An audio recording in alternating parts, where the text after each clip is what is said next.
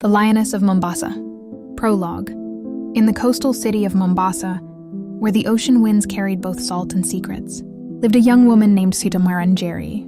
She was known for her bright smile and sharper mind. A woman who believed in fairness, education, and dignity. But the world she lived in wasn't kind to women with dreams larger than their circumstances. Chapter 1, The Fall. Amara worked for a large shipping company.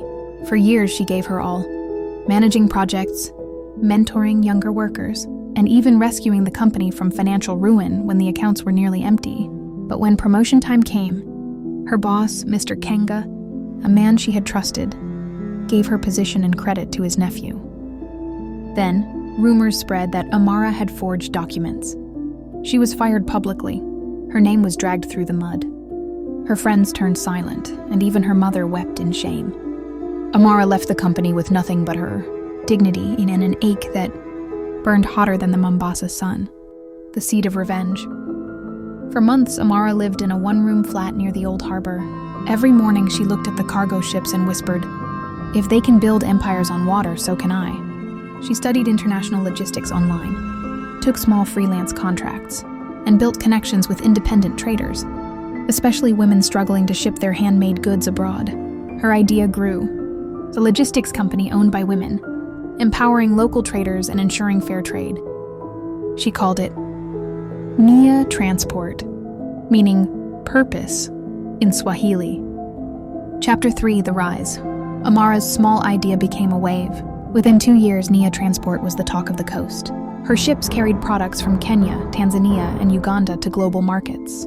She trained young women in business and logistics, teaching them the power of integrity and education. Investors came. Newspapers began to call her the Lioness of Mombasa. And then one day, her old company faced bankruptcy. Corruption had eaten it alive. The return. Mr. Kenga, her former boss, came to her office seeking a partnership to save his company.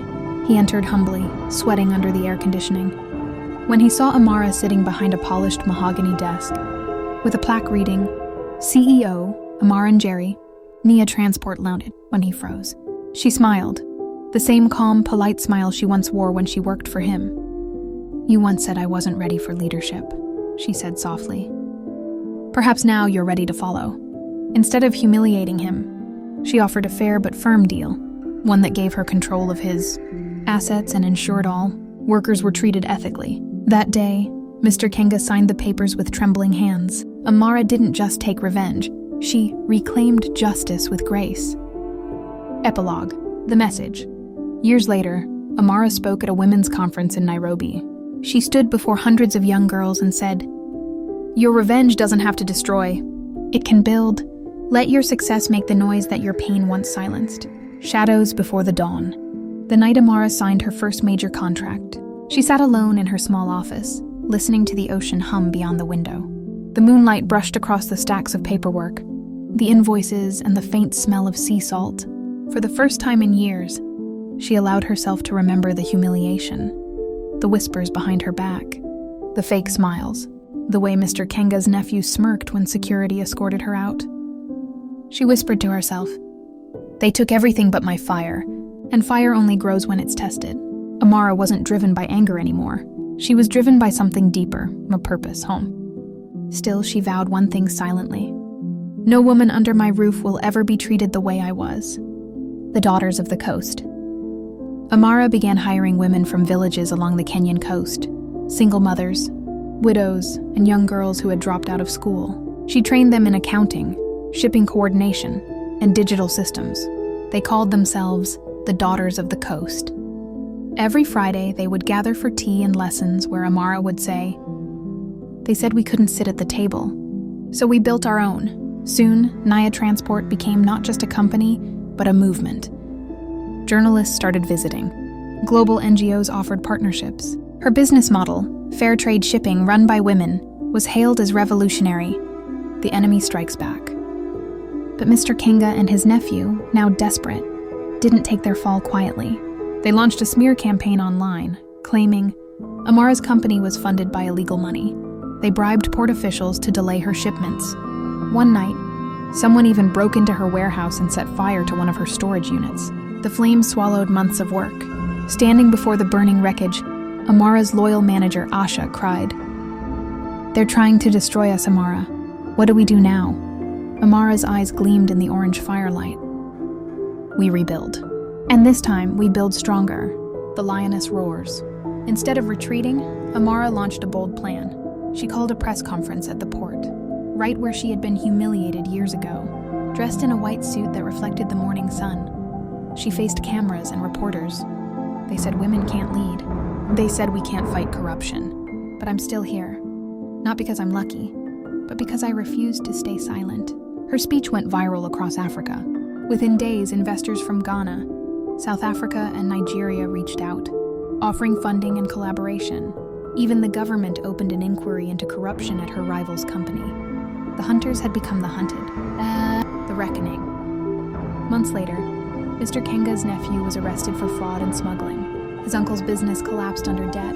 In a twist of poetic justice, the auction house handling the company's liquidation contacted Amara, asking if she wanted to buy the old building. She walked through its rusted gates, the same gates she had once been escorted out of in disgrace. She smiled and said simply, "Yes, but I won't destroy it. I'll transform it." She turned the building into the Nia Academy, a free business and logistics school for young African women. Above its entrance, she placed a quote carved in stone: "Let no betrayal define you. Let it refine you." Chapter 10, Legacy.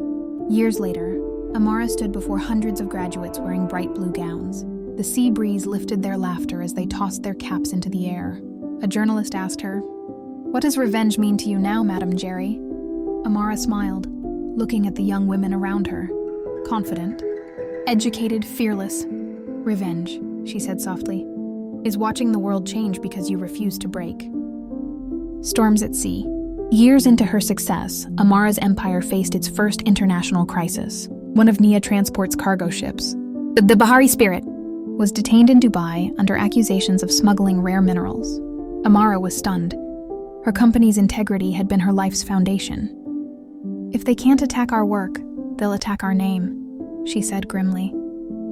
She flew to Dubai herself, refusing to send lawyers. At the port, she stood in the desert heat, surrounded by customs officers, cameras, and whispers. There she met a Captain Rahim, a stern but fair officer who saw something in her, strength without arrogance. Together they uncovered the truth. A rival firm had planted false cargo documents to frame her. When the truth broke, the Bahari Spirit was cleared, and international media hailed her courage. But something unexpected had begun. Quiet respect and connection arose between Amara and Rahim. The weight of leadership. Success brought new burdens. Amara began to feel the loneliness that came with power, every decision affecting hundreds of lives. She sat late in her office one night, scrolling through employee feedback. One message caught her eye. "You taught us to be fearless, but sometimes we're afraid to tell you when we're tired." It hit her hard. She realized she had built warriors, but had forgotten to build rest. The next day, she announced the Nia Care Initiative, offering childcare, mental health support, and education scholarships for her workers' families. Her leadership evolved, from fire to compassion, the whispering tide.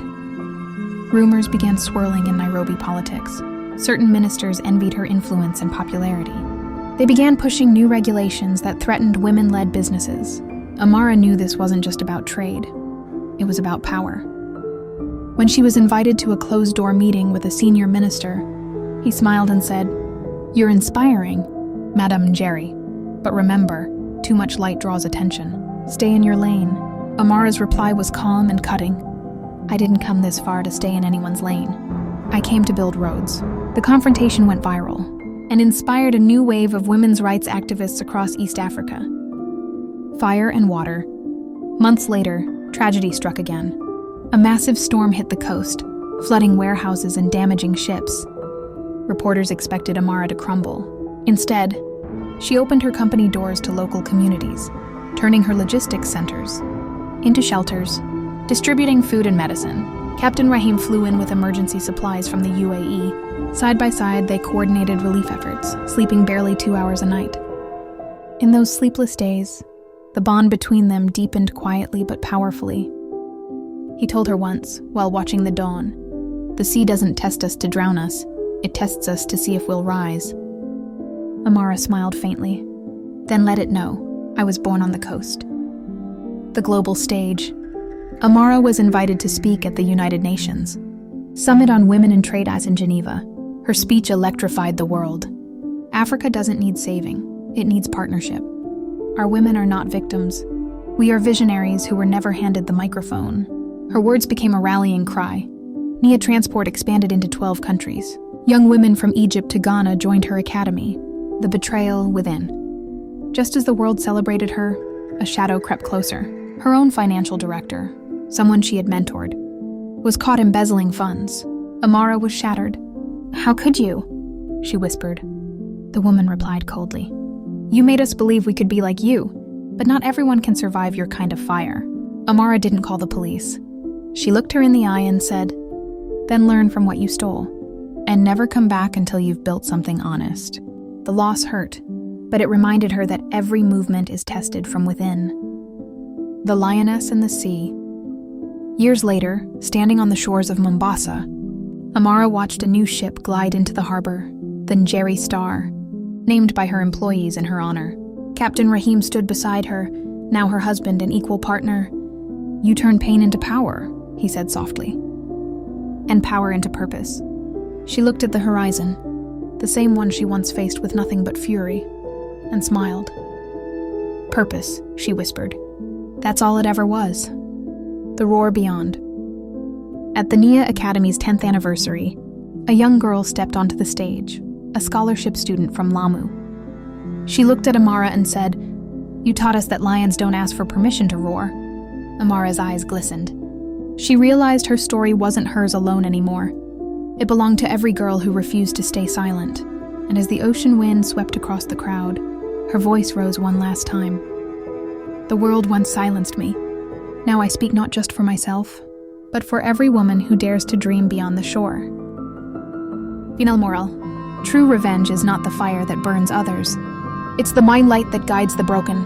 Your pain is not your ending, and it's your beginning. Rise, rebuild, roar.